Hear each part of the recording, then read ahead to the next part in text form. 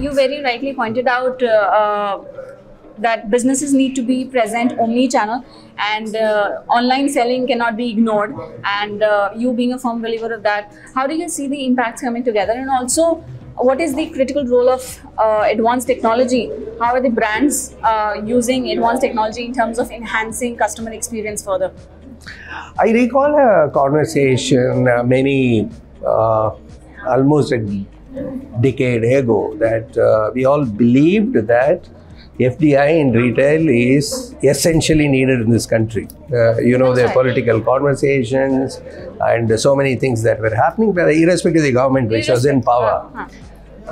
Somehow we believed that we need the FDI in retail is an important driver for India's growth in terms of retail growth, in terms of the employment, in terms of supply chain, in terms of manufacturing, so on and so forth. At that time, I remember from Mr. Montek Singh Alwalia in one of the conversations said that why do we need FDI in retail?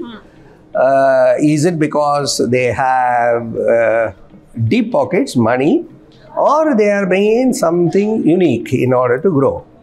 And you will ask for something from outside provided that is not available in the country. It was not believed at that point of a time because we all felt that FDI in retail is available in every other country. In India, it should be there, then only grow. But look at today that we don't need them. There are homegrown Indian companies can play that. They have the technology, they have demonstrated now, and they have the marketing wherewithal. They have built the logistics supply chain for themselves, and they are able to offer products at affordable prices. So the question is, India can do it. It is one of the Atmanirbhar Bharats itself within retail industry. The second is the confidence of Indian manufacturers to manufacture anything. I don't think we need a technology from outside. That any product, there is confidence we can make it ourselves. So that is again an important thing. Now, what do we need? We need to build infrastructure in order to cope with this growth. Build skill and train people, recruit them, offer them the opportunities. Because I don't think for this kind of a growth, you have people available. So it is a good thing, but we have to go and pick them up and train them and go ahead and do. Because this opportunity is not going to come. It is India's decade. And it is the responsibility of the industry to go ahead and make it happen. I don't think you should expect anything else from the government, except, in my view, provide a stable policy environment and visibility in terms of quite a few things, interest rates, taxation rates, so on and so forth. Next is keep improving ease of doing business like they are doing now, and go ahead and build Made in India brand. That's about all. Rest of it is industry's job, according to me. I think so. The real estate is actually the ground point. I think so. Whenever as a real estate you design any project or the product, you need to address all the things. The market is how the market is behaving. Signature Global is doing in that fact. In long run, ultimately the high street retail with the low maintenance shops, with the reasonable rentals, those will survive. Physical plus digital, those kind of model is a great answer to touch, so that the customer can order online, they can physically take the experience on those showrooms and the shops.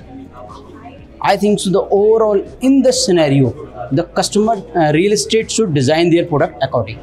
So today what's changed is that customer looks at retail very differently. Offline and online are just two separate channels where the customer wants to shop for. So us as brands, how we look at it is that we have to create an ecosystem for the customer. It doesn't matter whether he's buying offline or online. We are one brand at the end of the day. if you want to buy a product, say from a brand which you don't know about, you'll enter the store. So that will be more like a discovery customer acquisition process, right? Customer enters into a store. However, if you're not available across online channels, or if you don't have an omni-channel strategy, that customer will get lost, because next time when he wants to purchase, he will not have an option to do that online. So it's more about convenience. We as brands have to create an ecosystem for them to be able to buy us from multiple touch points, and that's what we're trying to do with the omnichannel strategy that we have as a brand. Very, very essential. It's a brilliant question, and I can go on and on about it. I do take a seminar with interested entrepreneurs who want to learn about technology. That's a passion at my end. But I want to give you one tool that has really enabled me as a person and has enabled my entire workforce. Two tools. One of them is WhatsApp for Business. As simple as WhatsApp, which is there on everybody's phone, just leveraging the right app. WhatsApp for Business is a free app that is available for anybody to download. Just leveraging those tools in the retail sector is something which is very, very crucial. And trust me, it is going to give you at least and double growth, if not more, by just having WhatsApp for Business installed on your business phone. I use it on my personal phone as well, and the productivity has gone to another level. And the second app that I would recommend to all retailers, individuals, is a phenomenal app called Droop. It's a Droop dialer. Again, you can get in touch with me. I'm sure you'll be sharing my contact details with your relevant team. But even if you Google search Sameer Manglani Meena Bazaar, you'll get my contact information. Droop is a phenomenal app, free app, available for both Android and iOS, where the major advantage is you can WhatsApp customers, you can WhatsApp people without saving their contact card. Okay. So in today's day and age, where everything is on-time delivery and people want immediate delivery, how many delivery people one person has to coordinate with is crazy. I mean, every single day I have at least 2 or 3 phone calls, be it from the vegetable vendor, a new one, or Amazon delivery person, wherein please send me the Google location, we want to come and deliver this package. And even that efficiency of sending WhatsApp, be it for a personal use or be it for your consumers, for your customers, that also is the moment you increase that efficiency, always has an impact on your top line. Okay. So that is something that as basic as WhatsApp and your cell phone, being in tune with the right technology on that level also is going to give you a phenomenal growth in any of your business. Exactly. I think that's a very good point, mainly because, like I mentioned earlier, people, once they spend time across different platforms, a personalization model is kind of established. Now, when you try to use it, go to another platform, onboarding experience, you have to start from 0 to 1 again. You don't have an established avatar for yourself, right? When I say avatar, it's about your habits. So how do you do it in a very seamless manner? Is because interoperability is lacking. So whether it is like specific omnichannels, I think what is kind of helped different companies is like how much of interoperable data sharing they can do with the consent of the user. So the user can kind of is able to boast about his own spending habits, avatar. NFTs is just scratching the surface, right? Right. So everyone wants to have their own unique NFTs, unique avatar, and this is again mapped to a specific spending pattern, whether it's in terms of time or products. I think these kind of verticals will kind of arise going forward, and I think that's where we kind of omnichannels can also have a success story in terms of how much of interoperability can you have your platform as, and how much time can you save for the user, because time is money for everyone. I don't think. Right. So having spent like let's say 100 hours on a specific platform, if I wanted to start the same on another platform, it's always going to be debatable. And as retail users, we always look for maximum value, even if we have spent a lot of time. So that kind of evolving as a person, and we'll have a lot of use cases catering in this sector as well going forward. As we all know, people's comfort for digital shopping has increased. Their confidence have increased, especially on the top of something like UPI, etc., which is giving a lot more, financial inclusion to a large cross section. And as everybody would say, in the last 1 year when the pandemic went over, all the pent-up demand is coming out.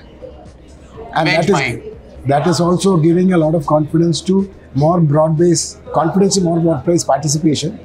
And in the current way of e-commerce, as we are seeing everywhere in the world, there's a worry of concentration and small people getting egged out. And now with ONDC coming, there's a lot of hope and aspiration, not yet proven, but it's significantly accepted and being adopted by a large cross-section of big and small industry players. So obviously past 2 years, a lot of focus has gone into online for us. We were skeptic कि पौधे और gardening category में लोग कैसे online खरीदेंगे. But I think we were wrong in that assumption that people will not. I think we are seeing a huge growth. We're actually growing 30-40% month on month on our D2C platform. It's still naive, it's still new. But there are a lot of things which has a scope for us, because one of the major problems for people is when they buy gardening products or they buy plants, उनके पौधे मर जाते हैं. And then they're like, we don't have a green thumb. And for us, we realized that we will become a big company, or a vision will get bigger if we are able to create gardeners out of you, right? अभी होता क्या है, आप plants खरीदते हो as a millennial, घर में रखते हो, वो मर जाते हैं, then you say, अरे यार, I don't have a green thumb, and then you stop doing this as a hobby. Our idea is that we make you from an amateur gardener to a pro gardener, and that's where the content sort of plays a very important role. I think a lot of D2C brands knows that content will be an important thing, and social commerce is where you will bring that human sort of interaction while you're selling your brand to the customers. And we also foresee, so that's why we have a concept called My Plant, My Baby. It says that once you buy a product, we remain with you forever to give you guidance on that product. We also realize that we need to make sure that your hobby doesn't go off, and that's why we have a lifetime warranty on our plants. It's a life thing, but आज से 20 साल बाद if your plant dies, we'll change it at 50% of the cost, no question asked. Of course, we might incur losses, but the whole idea is that you, as a consumer, have faith in the brand and keep doing gardening. Because it's like selling cigarettes. Cigarettes में जब आप they know that captive audience is 15 to 20 years of the kids. Because at that time, if you get into smoking, your LTV for the brand is very high because you keep smoking forever. तो की आदत हो जाती है. ऐसे ही हमने भी देखा है कि अगर आपको गार्डनिंग की एक बार लत लग जाती है, तो उसको हटाना बहुत मुश्किल होता है. So, and that's what our idea is, that can we, and gardening is, by the way, one of the biggest hobbies in the world. And we want that every newcomer who comes sort of becomes a gardener. And that's one of the integrations we're trying to do through tech, because वो manually तो किया नहीं जा सकता. So we have digital plant doctors who helps you digitally, do a right purchase or helps you care for the plants much better. We have a lot of content being created around this whole thing, and the idea is to build this community of 5 to 6 million gardeners in India in the next 2 years, and that's where a lot of our push is. I think every brand, the way it stems up, has certain abilities that they come inherently with, right? So there will some brands which are very strong in offline and starting up in offline, in online, and the other ones would be very strong in online and starting up in offline. I think the whole idea is that eventually everybody will have to be everywhere.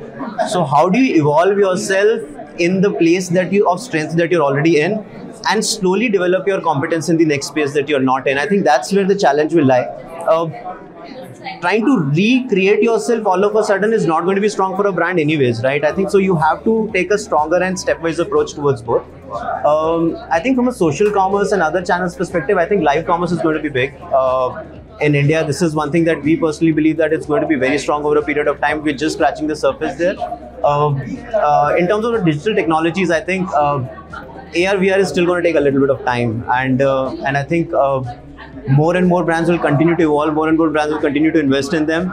For example, us, we already have an ecosystem where you can find your fit for your bra much easier than you will do it with a human being, right? Because we have found certain ways to manage it.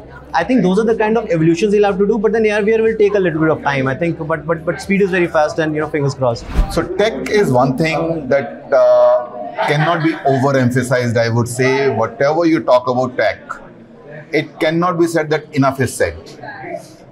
Tech as a tool is extremely important for retail now. In earlier days, when tech was not such an important tool for retailers, people used to, let's say if I take an example of a few things which have really pushed the technology in such a big manner that retail itself has started riding through that boom. Right. One is digital marketing. In earlier era, when we used to advertise, we would, let's say, give a print ad or a TV ad or those kind of advertisements, and we keep wondering that perhaps one day my customer would be able to see it. However, now with the help of digital marketing, we are able to target our customers. We know that we can slice through the data to reach out to the customer who is fashion conscious, who is looking at premium products, who uses these kind of platforms.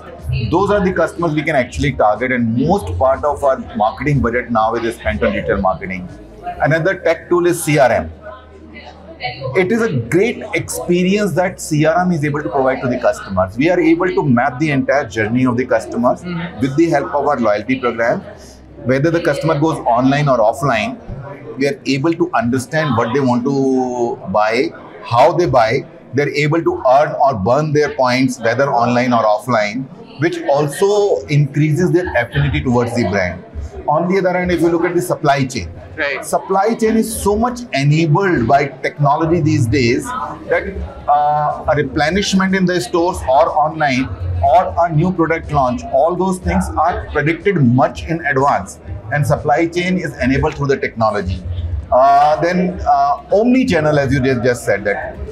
So let me tell you, to provide the customer experience, an extremely important thing. There are several things, but out of that, one extremely important thing is that you have to be present where your customer is.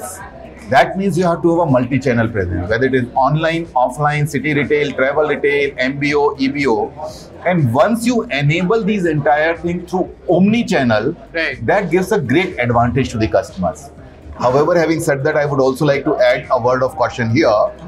Omni-channel in a brand like us is still at a very nascent stage, and I tell you the reason why it is not so great so far in a brand like us. The reason is that if in a country like India I'm talking about, if a customer wants to wait for a product to be delivered, they normally go online and buy it either from our website, which is lacoste.in, or they buy it from those select third-party marketplaces with whom we have joined hands. Those customers are not necessarily looking for an experience. They are looking for a commodity. They already know about the Lacoste product. They just want to buy it. They want to try it out, and if they don't like it, they can return it very easily. There is another set of customers which actually gets significant help because of the omni-channel, is that customer base which reaches out to the physical stores. That customer, we have experienced, that customer is coming for the complete experience, the physical experience, touch and feel. But at the same time, if that customer likes a product, they want to immediately own it. They don't want to wait even for 2 hours to get that product delivered to their home. And hence, omni-channel in that sense of the word is not necessarily so successful in our kind of a brand. But it's a great tool. I am for it. I'm sure that and plus there are some regulatory challenges also in omni-channel, because if you bill a product from one store, it has to come back to the same store only, as per the GST law. So those kind of, and plus there are reconciliation issues that this product went from this store, came back again, how to reconcile, how to do the quality checking once it comes back, etc., etc. But these are, I think, teething challenges, and these will get ironed out very fast. So what is happening, is that customer for us, because they want to touch and feel the garments before they purchase. Most of our items are, high value items, but they want but they're very used to being on Amazon all the time. So, we were trying to replicate that environment in our stores. So if you come to my store and you say you want a cream color sherwani in, say, a 50 size, so my stores would have very limited inventory. But what we have trained our sales staff to do, and we have developed an app, so they can open a tablet and then they can show the customer all the inventory we may have in any of our stores or in our warehouse, and then they can help the customer to book that. So we're trying to, bridge the best of digital and also the best of physical. The customer can actually, they can get the piece to the store, they can try the store, and they can buy online, they can try in the store, they can return. So we're trying to have a completely omni-channel approach. We're not completely there, but we're at least 60-70% there. And I believe this might be a game changer for us going forward. I don't know about advanced technology, but I think for us, helping the consumer, the customer and the consumer. In our case, the mother is the customer and the consumer is a child, right? So For us, what is really, really, really important every day and twice on Sunday is to make sure that the child is enjoying the meal that we make. So we make cereals, we make pancake mixes, dosa mixes, noodles, snacks, and so on. So making sure that because a lot of people have bought health products, right? Once, I have no intention of being that. So we work really hard on taste, and we make sure that what we think is good taste, that the consumer also thinks that. So of course we track repeat rates and things like that, but we talk all the time to our consumer. That is the magic of D2C. That's right. And if brands are not utilizing that, then they are really missing a big trick. So for us, that's where I would say the secret sauce is. Sedona traditionally has been known for products, physical products. But recently we got into technology with our app and India's first period tracker on WhatsApp. Because we're all about intimate and menstrual hygiene products so far. So the strategy for both is very different. For the product side, if it's offline, the plan is, let's ensure that the product throw is fine. We are available at the places where our customers are. And online, we're using some of the content to commerce as generating awareness tools for us. So that's how the plan is playing out right now. Yeah, we sell food here. Tech is, especially the metaverse and all, is just, I could give you a soundbite on that, but that will be pretty much useless to you or me. Okay. But omnichannel presence is absolutely important because data has become a lot cheaper, phones have become a lot cheaper. So the accessibility on apps has become exceptionally important. There was a very long time till we were saying that we don't want to do Zomato and Swiggy very aggressively. But now they're pretty much bread and butter, right? In a place like Delhi, today we get 72% of all our revenues are split between Zomato and Swiggy. Why? Because Delhi has a traffic problem, Delhi has a parking problem. And people have access to technology, so a couple of clicks and the rider is at your doorstep, right? And we're seeing this filter into, like I said, tier 4 cities as well. We were seeing, I'll give you an example of Jhansi. We had about pre-pandemic maybe a 3, 4, 5% delivery split and dine-in split. Today we are almost talking 20-odd%. Technology is very, very important, man, to make sure that the consumer, wherever he wants your food, it should be available. So what really helped for us, because people, like you said, people were more concerned about safety and the quality of products and all that.